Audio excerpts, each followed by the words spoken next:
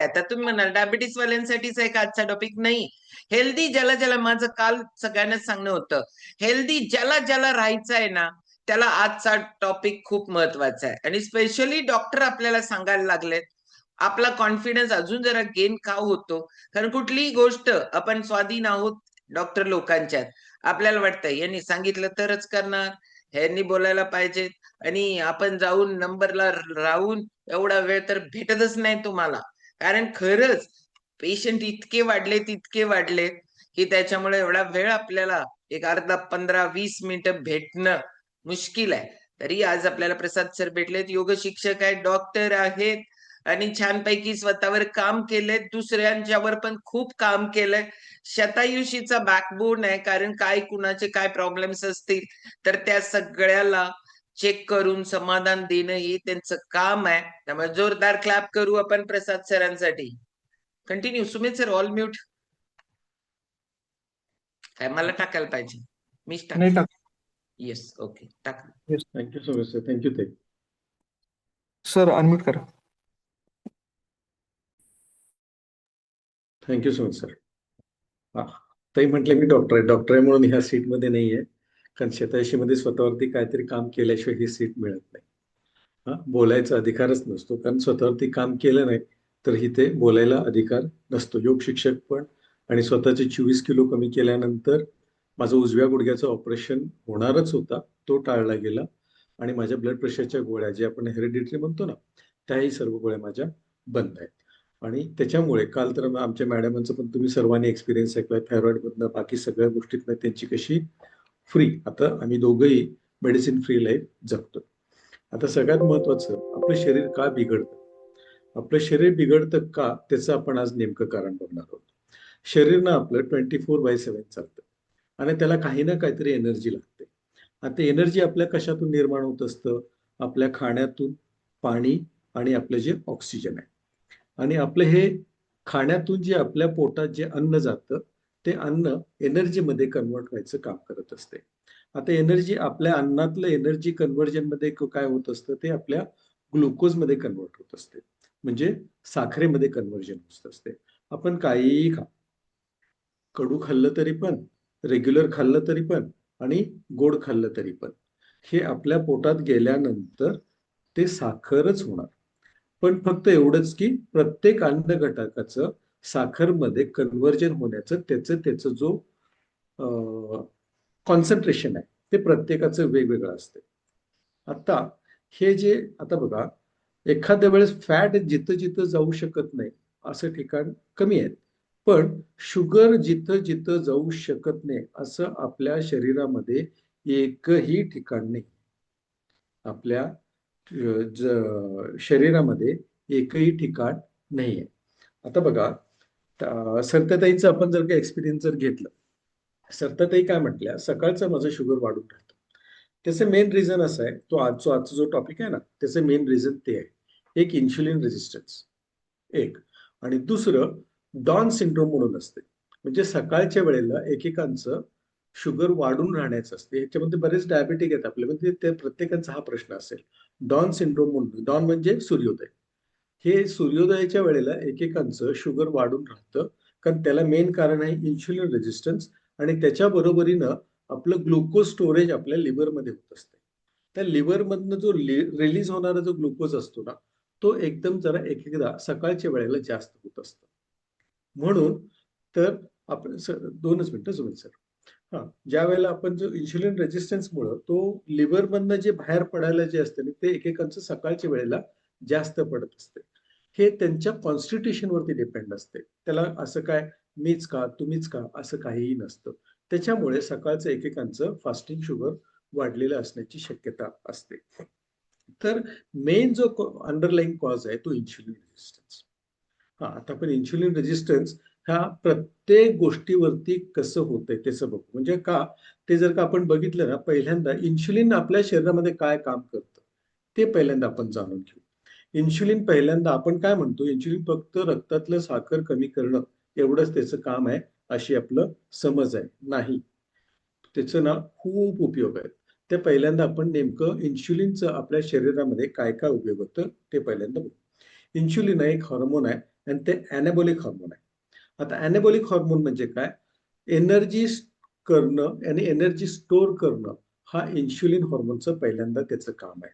आता बघा, हे सगळ्यात पहिल्यांदा मी आता मागाशी बोलल्याप्रमाणे ग्लुकोज रेग्युलेशन म्हणजे रक्तामध्ये शुगर, जिथं जिथं शुगर जातं, जिथं जिथं साखर जाते, त्याला प्रॉपर नियंत्रणात ठेवणं हे पहिल्यांदा प्रथम कार्य हे इन्शुलिनचं आहे. आता बघा काय होतं माहितीये का, आपण जेवल्यानंतर पोटात अन्न गेल्यानंतर ते साखरेमध्ये कन्वर्ट होत असते. आता ते साखर जे आहे ते प्रॉपर एनर्जीमध्ये कन्व्हर्जन होण्यासाठी आपल्याला लागतं. आता ते प्रॉपर एनर्जीमध्ये कन्व्हर्जन होण्यासाठी ते जे साखर आहे आपल्या पेशींमध्ये आत जावं लागतं. आता ते पेशींमध्ये आत जाऊन त्याला त्या ग्लुकोजला पेशींमध्ये ढकलायचं काम हे इन्शुलिन करत असते. कारण त्याला कसे नंतर तो व्हिडिओ येणार आहे त्याच्यात तुम्हाला दिसेलच. असा जो त्याला आत ढकलायचं त्या पेशींच्या आवरणामधून त्या साखरेला आत ढकलण्यासाठी इन्शुलिनचा उपयोग होत असतो. हे प्रथम सगळ्यात पहिल्यांदा इन्शुलिनचं काम. त्याच्यानंतर मी मगाशी बोलल्याप्रमाणे एनर्जी स्टोरेज हा ॲनाबॉलिक हार्मोन आहे. आता काय होतं माहितीये का, जास्तीत जास्त जे आपण जे जेवतो त्याचं जे साखरेमध्ये कन्व्हर्जन होत असते ते पहिल्यांदा आपल्या लिव्हरमध्ये स्टोअर होत असते आणि त्याच्यानंतर मसल्समध्ये स्टोअर असते. लिव्हरमध्ये साधारणतः 100 ते 150 ग्रॅम स्टोअर होते आणि बाकीचं आपलं जो मसल्समध्ये स्टोअर होते त्याचं नेमकं तुमच्या मसलची घनता आणि फॅट किती आहे त्याच्यावरती अवलंबून राहतं. म्हणून नेमकं बघा, आपण ज्यावेळेला आपण ह्या सगळ्या गोष्टी करत असतो, फॅट लॉस होण्याचं मागचं और अदर शुगर नियंत्रणात येण्यामागचा जो रिझन आहे, हा ज्या वेळेला आपण त्याच्यावरती स्टोरेज जो आपला आहे तो आपण आपला गोडाऊन आपण रिकामा करायला पहिल्यांदा सांगतो. म्हणून आपलं मिल्क शेक हा जो प्लॅन आहे ते गोडाऊन रिकामा होण्याचं आपले काम करतं. त्याच्यामुळे पहिल्यांदा तिथं स्टोरेजवरती आपण पहिल्यांदा काम करतो. त्याच्यानंतर बघा एक्स्ट्रा ग्लुकोज प्रोडक्शन. आता बघा एक सिंपल उदाहरण घेऊ. आता सगळीकडे शुगर फॅक्टरी चालू आहे. शुगर फॅक्टरी चालू आहे आणि जे जे साखर एनर्जी होते ते प्रोडक्शन होतं ते त्यांच्या गोडाऊन मध्ये जात असतं. आता ते गोडाऊन मध्ये जे तास असते एक्स्ट्रा जे आहे ते थोडा वेळ त्यांना थांबवावं लागतं कारण तिथे जागा नाहीये. मग हेच मेकॅनिझम आपल्या लिव्हरमध्ये होत असते. ज्यावेळेला लिव्हरमध्ये शुगर आणि आपल्या त्याच्यामध्ये रक्तामध्ये येणारं शुगर हे आपल्याला सेन्स होते आपल्या इन्शुलिन, त्यावेळेला मेंदूला सिग्नल गेल्यानंतर इन्शुलिनला ते सिग्नल गेल्यानंतर काय म्हणते इन्शुलिन, आता स्टोरेज पर ते माझा आवाज येत नाहीये. येतोय. सॉरी. इन्शुलिनला तिथं सिग्नल गेल्यानंतर तिथं जे एनर्जी म्हणजे ग्लुकोज स्टोअर होण्याचं जो लिव्हरचं कॅपॅसिटी आहे ते थांबवतं आणि तिथून पुढे येणारं जो शुगर आहे, ग्लुकोज आहे, त्याला पण थांबव म्हणून त्याला सिग्नल जाण्याचं काम तिथं करते. आता सगळ्यात महत्वाचं बघा, आपण प्रोटीनचं तर रोल ऐकतोय. प्रोटीन हा प्रॉपर ऍब्झॉर्प्शन होणं आणि त्याच्या बरोबरीनं मसल स्ट्रेंथ वाढवणं आणि ऑफकोर्स त्याच्या बरोबरीनं टिश्यूचं प्रॉपर बिल्डिंग होणं हे इन्शुलिनचं पण काम आहे त्याच्यामध्ये. आता हे का होतं? इन्शुलिन हे एक हॉर्मोन असं आहे, आपण फक्त शुगर रेग्युलेशन मध्ये त्याचं काम नाही आहे. ज्या वेळेला आपण योग्य प्रमाणात आपलं प्रोटीन घ्यायला लागलोय, ज्यावेळेला योग्य प्रमाणात प्रोटीन घ्यायला लागलोय त्याचं ऍब्झॉर्प्शन होतं. आता प्रोटीन म्हणजे काय? प्रोटीन म्हणजे आपल्या अमायनो ऍसिड्स आहेत. आपण आपल्या आहारातनं वरनं 9 घेतो आणि शरीरात आपले ऑलरेडी 11 असतात. ह्या दोन्हीचं संगम झाल्यानंतर आपल्याला प्रॉपर तो चेन तयार होतो आणि तो प्रॉपर चेन तयार झाल्यानंतर इन्शुलिन हा आणखीन एक खूप मुख्य घटक आहे, ते प्रॉपर आपल्या शरीराला उपलब्ध करून देण्यासाठी. म्हणजे वेस्टेज न जाता आपण जे काय काय खायला लागलो, शरीर रिपेन होण्यासाठी protein are building blocks of a body, building block of cells. म्हणजे एखादं जर का आपल्या इमारत उभं राहायचं असेल तर आपल्याला टप्प्याटप्प्याने विटा रचावे लागतात आणि सिमेंटिंग पण करावं लागतं. हे काम इन्शुलिन करतं आपल्या आहारातनं आपलं प्रोटीन आणि अमायनो ऍसिड्स प्रॉपर त्याला ऍब्झॉर्प्शन केल्यानंतर. आता बघा हे एवढंच काम नाहीये, हे एवढंच काम नाहीये. आपल्या शरीरामध्ये ना वेगवेगळे इलेक्ट्रोलाइट्स आहेत, त्यातलं मुख्यतः पोटॅशियम पण आहे. हा जो इलेक्ट्रोलाइट बॅलन्स करण्यामध्ये जो इम्बॅलन्स झालेला असतो तो बॅलन्स करण्यामध्ये पण इन्शुलिनचा खूप मोठा रोल आहे. त्याच्यानंतर बघा सगळ्यात महत्वाचं बघा अं, मला तुम्ही काय सांगायला लागलाय आणि मी तुम्हाला काय सांगायला लागलो. एक दुसरं, आता एखादं मी बोट आपण हे करतो, आपल्या डोळ्याजवळ आणले की आपण काय करतो, आपण लगेच रिॲक्ट करतो. हे ज्याला कॉग्निटिव्ह, ज्याला आपण रिॲक्शन म्हणतो, म्हणजे आपलं स्वतःचा जो एक रिॲक्शन करण्याचा आपला जो प्रॉपर टायमिंग लागतं, त्याला इन्शुलिन खूप मोठा जबाबदार आहे. त्याच्यानंतर सगळ्यात महत्वाचं, वेगवेगळ्या ठिकाणी आपलं इन्फ्लेमेशन होतं बरं का. वेगवेगळ्या ठिकाणी आपलं इन्शुलिन बनतो आणि ते इन्फ्लमेशन कंट्रोल करण्यामध्ये ह्या प्रॉपर इन्शुलिन रेग्युलेशन होणं खूप महत्वाचं असतं. आणि हे ज्यावेळेला प्रॉपर इन्शुलिन रेग्युलेशन होतंय, त्यावेळेला इन्फ्लमेशन सुद्धा कंट्रोलमध्ये येतं. कारण तिथं मोठा रोल काय येतो, तो इन्शुलिन रेजिस्टन्सचा येतो. कारण जेवढं शुगरचं नियंत्रण येतं, तेवढं आपल्या कुठल्याही इन्फ्लमेशन असू दे, जखमा असू देत, ते बरं होण्यामध्ये खूप मोठा त्याचा रोल असतो इन्फ्लमेशन कंट्रोल करण्यामध्ये. आता समजा आपलं जर का इन्शुलिन नियंत्रणात नाहीये, जर इन्शुलिन नियंत्रणात नाहीये आणि आपण इन्शुलिन रेजिस्टन्सकडे ऑलरेडी पोहोचलोय, तर काय काय होतं ते आपण बघू आणि मग नेमकं इन्शुलिन रेजिस्टन्स म्हणजे काय होतं त्याच्याकडे आपण जाऊ. हा, आता इन्शुलिन रेजिस्टन्स ज्या वेळेला डेव्हलप होतो, ह्या सगळ्या क्रिया मंदावतात आणि ह्या सगळ्या क्रिया प्रत्येक पेशीच्या ताकदीला, हेल्थला रेस्पॉन्सिबल आहे. प्रत्येक पेशी जर का आपलं ताकदवान आणि चांगलं असणं जर गरजेचं असेल, ह्या वरच्या पाचही क्रिया प्रॉपर मध्ये असणं गरजेचं आहे. कारण जिथं जिथं शुगर जातं, जिथं जिथे प्रत्येक पेशी आहे, तिथं तिथं शुगर ट्रॅव्हल होणारच आहे. म्हणून इन्शुलिन रेजिस्टन्स वरती आपलं काम व्हायलाच पाहिजे. आता इन्शुलिन रेजिस्टन्स जर का आपला जर झालंय, असं जर का आपल्याला मला झालंयच का, हे जर का बघायचं असेल, ह्या थोड्या सिम्पटम्स आहेत ज्यांच्या इन्शुलिन रेजिस्टन्स त्यांच्यामध्ये डेव्हलप झालंय असं अर्थ होते. आता इन्शुलिन रेजिस्टन्स डेव्हलप झालंय, सगळ्यात पहिल्यांदा काय होते माहितीये का, ब्लड शुगर वाढून राहतं. ब्लड शुगर वाढून राहिले की काय होतं, आपली भूक वाढते आणि आपली भूक वाढली की 100% आपला अनएक्सप्लेन्ड आपल्याला थकवा येतो. काल आपण काय ऐकलो मल्टीव्हिटॅमिनच्या नॉलेजमध्ये, मोस्ट ऑफ द म्हणजे जास्तीत जास्त लोक डॉक्टरांच्याकडे आल्यानंतर मला एनर्जी लॉस आहे असं म्हटलं जातं. मग तिथे खूप रोल असतो आणि त्याला one of the main reason is insulin resistance. कारण तिथं प्रॉपर एनर्जीज रिलीज होत नसतो, कारण पेशी लेवलला पाहिजे त्याप्रमाणे ताकद निर्माण होत असतं. आता त्याच्यानंतर बघा, ताणतणाव 100% वाढतं आणि आपलं लघवीचं प्रमाण वाढतो, कारण तिथं आपलं तहान वाढलेली असते. आणि ज्यावेळेला तहान वाढते त्यावेळेला ऑटोमॅटिकली दिवसा पण आणि रात्री पण लघवीचं व्हायचं प्रमाण वाढलेलं असतं आणि ज्यावेळेला एक्स्ट्रा लघवी होते, परत तिथे थकवा वाढायला लागतो, कारण तिथं परत इलेक्ट्रोलाइट्स आपल्या गरजेपेक्षा जास्त आपल्या शरीरातनं निघून गेलेले असतात. स्किन कलर चेंज होतो. स्पेसिफिकली मानेभोवती जो स्किन असतो ना, तो ब्लॅकिश व्हायला लागतो आणि त्याच्यामुळे थोडंसं आपल्याला इन्शुलिन रेजिस्टन्स, थोडंसं आपल्या सायन्स आपल्याला आपणच ओळखून घेण्याचं तो काळ. आणि त्याच्याबरोबरनं बरेच लोकांच्या होते येतच असं नाही, चामखीड पण एक आपलं इन्शुलिन रेजिस्टन्सचं सिग्नल आहे. त्याच्यानंतर ऑफकोर्स सगळ्यांनाच माहिती आहे, डायबिटीसचं पहिला अनकंट्रोल शुगरचं इन्शुलिन रेजिस्टन्सचं पहिला इफेक्ट होतो तो आपल्या डोळ्यांवरती आणि त्याच्यानंतर होतो तो आपल्या किडनीवरती. त्याच्यानंतर मूड स्विंग्स होतात, सारखं मूड चेंजेस होऊ शकतात. त्याच्यानंतर बघा, वेट गेन होतो और वेट लॉस पण होतो.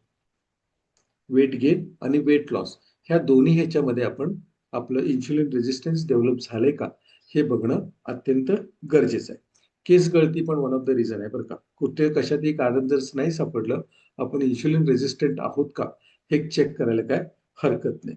रक्तातलं चरबीचं प्रमाण 100% वाढतं, कारण त्याचं जे लिपिड मेटाबॉलिझम वरती, म्हणजे रक्तातलं चरबी कमी करायच्या तो जो आपल्या चयापचयाची जी क्रिया आहे, ह्या इन्शुलिन रेजिस्टन्समुळे तो हॅम्पर होतो आणि रक्तातली चरबी वाढलं जातं. कारण आणि बरेच डायबेटिक्समध्ये रक्तातली चरबी कमी करायची गोळी ही अलॉंग विथ दॅट हे दिलंच जातं.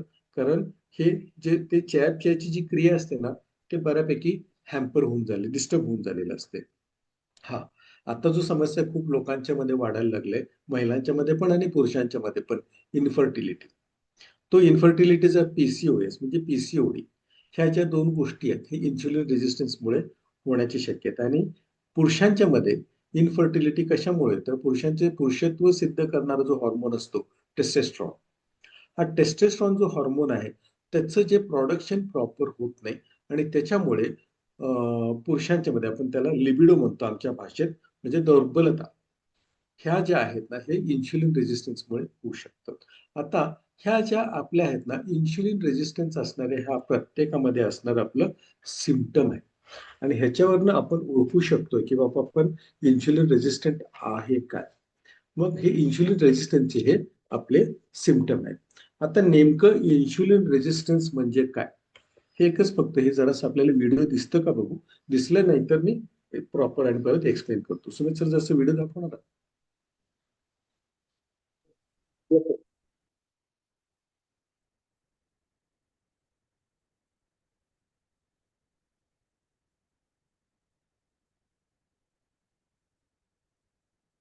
हा, इथे बघा जे क्रिस्टल सारखं आहे, क्रिस्टल सारखं आहे ते ग्लुकोज पेशींमध्ये आत चालले आणि ज्या ज्या वेळेला जायला पाहिजे त्या त्या वेळेला जात नाहीये. आता इथे इन्शुलिन त्याला जे न्यूट्रल करायला ते जायला पाहिजे ते तिथे कसं ब्लॉक होतंय बघा. हा राईट. आता बघा इन्शुलिन, इन्शुलिन तिथं ब्लॉक झालं कारण त्या ग्लुकोजला न्यूट्रलाइज करण्यासाठी त्या इन्शुलिनचं तिथं रोल असतो आणि तो इन्शुलिनचा रोल का घेत नाही, तिथं जो रेझिस्टन्स, कारण ते पेशींना आत ढकलण्याची, जे पेशींना आत घ्यायची त्याची जी ताकद असते ना ती कमी झालेली असतं, म्हणून इन्शुलिन रेझिस्टन्स डेव्हलप होतो. आता कारण भरून बघा इन्शुलिन आत जात नाहीये, ग्लुकोज आत चाललंय, त्याच्यामुळं तिथं ग्लुकोज जे पचवण्याची त्या पेशींची जी क्रिया आहे ती कमी झालेलं असतं, त्याला आपण इन्शुलिन रेझिस्टन्स म्हणतो. Okay, thank you sir. हा, आता हे जे क्रिया आहे ना, ही क्रिया म्हणजे काय. आपलं शरीर ना सिंपल कॅल्क्युलेशन आहे. सिंपल कॅल्क्युलेशन म्हणजे काय, आपलं चरबी असू दे ते कशावरती आहे, आपण नेमकं कॅलरीज किती घ्यायला लागलोय आणि कॅलरीज आपण किती स्पेंड करायला लागलोय आणि त्याचे जे उरलेलं जे एक्स्ट्रा जे कॅलरीज असतात ते चरबीच्या स्वरूपात साठत असतात. आता एक एक्झाम्पल देतो बरं का. आता बरेच जण आता मोळक्यानं, आपण सगळेजण मोळके, आपलं जे 87चं आपलं जे इचलकरंजीचं क्लब आहे ते आपण बघितलंय. आता ते जे आपण बघितलंय तिथे काय होतंय, एक ऍट अ टाइम आपण जास्तीत जास्त 70 लोक आपण बसू शकतो. समजा 71वा माणूस जर का आपल्या त्या 87 इचलकरंजी क्लबमध्ये जर त्याला यायचं असेल तर एक माणूस आपल्या तिथनं बाहेर जाणं गरजेचं असतं. मग ही जी क्रिया फुल झालेली असते ते कसं आहे, आत्ता तिथं साधारणतः 25 लोक असतील. आता कोणीही येऊ शकतं, कोणीही बाहेर जाऊ शकतं आणि ज्या वेळेला तो 70 लोकांनी पूर्ण पॅक झालाय, माणूस एखादा बाहेर गेल्याशिवाय आतला बाहेरचा माणूस आत येऊ शकत नाही. ही आपल्या पेशींमध्ये जी क्रिया झालेली असते त्याला काय म्हणतो आपण, इन्शुलिन रेझिस्टन्स. म्हणजे इन्शुलिन त्याच्यामुळे काय होतं माहितीये का, पेशी फुल आपलं ग्लुकोजने आहे आणि त्याच्यामुळे काय होतंय, ब्रेनला सिग्नल जातं की मागं जे आपलं ग्लुकोज जे तटून राहिले, जे मागं जे ग्लुकोज तटून राहिले आणि त्याच्यामुळे काय होतंय, आपली परत भूक वाढते आणि आपलं परत भूक वाढते त्यावेळेला आपण काय म्हणतो, आपण आणखीन थोडंसं खातो आणि आणखीन थोडंसं खाल्ल्यानंतर परत मेंदूला काय सिग्नल जातं, ग्लुकोज भरपूर साठले त्यामुळे इन्शुलिन रिलीज व्हायला पाहिजे. परत इन्शुलिन तिथे रिलीज व्हायला पाहिजे आणि ते कारण ग्लुकोज तुला पचवायचा आहे. पण काय झालंय, पेशींमध्ये ते इन्शुलिन जातच नाही. आपण त्या व्हिडिओमध्ये बघितलं, ग्लुकोज चाललंय पण इन्शुलिन ते आत जात नाहीये. त्यामुळं ज्या पेशींमध्ये पूर्ण जे फुल झालं इन्शुलिन ग्लुकोज ते रिलीजच होत नाहीये. म्हणून काय व्हायला लागलं, पेशींमध्ये जो साठून ना तिथे इन्शुलिन पण काम करत नाहीये आणि आपलं ग्लुकोज पाहिजे त्या पद्धतीनं तिथनं एम्प्टी होत नाहीये आणि आपल्या शरीराला पाहिजे त्या पद्धतीनं ज्या गोष्टी सर्व क्रिया व्हायला पाहिजेत त्या पद्धतीनं आपलं क्रिया होत नाहीये. त्याच्यामुळं ह्या बाकीचे जे म्हटलो ना, या मागे ज्या काय काय सिम्पटम आहेत त्याच्यामुळं प्रत्येक पेशींवरती त्याचा इफेक्ट होत असतो आणि ज्यावेळी प्रत्येक पेशी इफेक्ट असतो, आपलं प्रत्येक ऑर्गन त्याच्यावरती हॅम्पर होतो आणि प्रत्येक ऑर्गनचं काम हळूहळू कमी झाल्यानंतर आपलं शरीर प्रॉपर काम करेल का, नाही करणार आहे. त्याच्यामुळं ह्या सगळ्या गोष्टी व्हायला लागल्या. आता इन्शुलिन रेझिस्टन्स कोणाकोणामध्ये येऊ शकतं. इन्शुलिन रेझिस्टन्स हळूहळू जसं वय वाढेल तसं येऊ शकतं, कारण थोडंसं स्वादुपिंडाचं जे काम आहे तो कमी होऊ शकतं. आता इन्शुलिन रेझिस्टन्सचं सायंटिफिकली आपण जर का बघायचं म्हटलं इन्शुलिन रेजिस्टन्स ना आपण सायंटिफिकली जर बघायचं म्हटलं ना, की इन्शुलिन 2 प्रकारे सिक्रेट होते. म्हणजे रक्तस्त्राव रक्तामध्ये येत असते. एक कसं होतंय, आपलं रेग्युलरच होत असते. 24 तास ते चालू असते. त्याला आपण बेझल सिक्रेशन म्हणतो. म्हणजे ते होणारच. तुम्ही खा, नाहीतर तसंच काहीही करा. तेवढं तुमचं इन्शुलिन सिक्रेट होणारच. ते साधारणतः 30 ते 50 युनिट्स असतात. 30 ते 50 युनिट्स असतात. आणि स्टिम्युलेटेड सिक्रेशन. आता स्टिम्युलेटेड सिक्रेशन म्हणजे काय? आपण ज्यावेळेला खातो, आपण खाल्ल्यानंतर त्यातनं शुगर न्यूट्रलाइज करण्यासाठी, मगाशी मी बोलल्याप्रमाणे त्यातलं शुगर न्यूट्रलाइज करण्यासाठी स्वादुपिंडाला इन्शुलिन त्याला पाठवावं लागतं.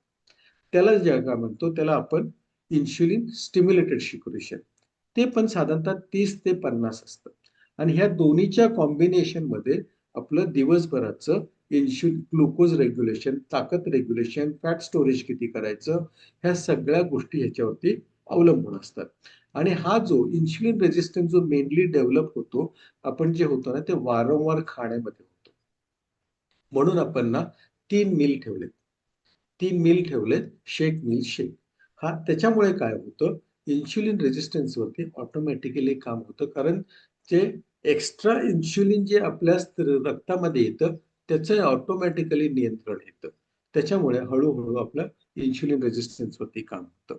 आता त्याच्यामुळे काय होतं, आता सगळ्यात महत्त्वाचं इन्शुलिन रेझिस्टन्समुळे आणखीन काय-काय होतं, आपण म्हणतो रक्तामध्ये स्टोअर होतेच इन्शुलिन. त्याच्यामुळे आणखीन काय होतं, नेहमी रक्तामध्ये फक्त स्टोअर न होता लिव्हरमध्ये आणि आपल्या मसल्समध्ये एक्स्ट्रा त्याचं गोडाऊन, मी मगाशी शुगर फॅक्टरीचं उदाहरण दिलं. एक्स्ट्रा गोडाऊन त्याचे तयार होतात. त्यामुळे शरीराची ताकद कमी होऊन स्नायूंची ताकद कमी येते आणि आपलं आपण काय म्हणतो, आपल्या शरीराचं फिटनेस मॅक्सिमम आपल्या स्नायूंच्या ताकदीवरतीच असतं. म्हणून आपण हे इन्शुलिन रेझिस्टन्सवरती आपल्याला काम करायला पाहिजे, जेणेकरून आपलं फिटनेस 100% व्यवस्थित राहतं.